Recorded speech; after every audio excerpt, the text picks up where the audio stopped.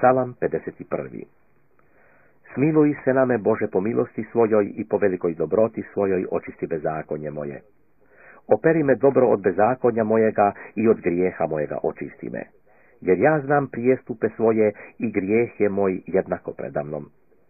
Samo me tebi zgriješih i na tvoje oči zlo učinih, a ti si pravedan u riječima svojim i čist u sudu svojem. Gle, u bezakonju rodih se i u grijehu zatrudnje mati moja mnom. Gle, istinu ljubiš u srcu i iznutra javljaš mi mudrost. Pokropi me isopom i očistit ću se. Umij me i bit ću bjelji od snijega. Daj mi da slušam radost i veselje, da se prenu kosti koje si potro. Odvrati lice svoje od grijeha mojih i sva bezakonja moja očisti. Učini mi, Bože, čisto srce i duh prav ponovi u meni.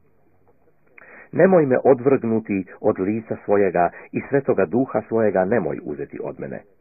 Vrati mi radost spasenja svojega i duh vladalački neka me potkrijepi. Naučit ću bezakonike putovima tvojim i griješnici k tebi će se obratiti. Izbavi me od krvi, Bože, Bože spasitelju moj, i jezik će moj glasiti pravdu tvoju. Jer žrtve nećeš, ja bih je primio. Za žrtve paljenice ne mariš.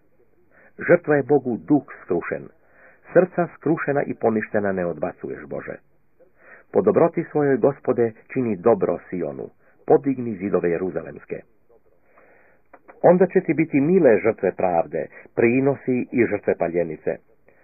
Onda će metati na žrtvenik tvoj teoce.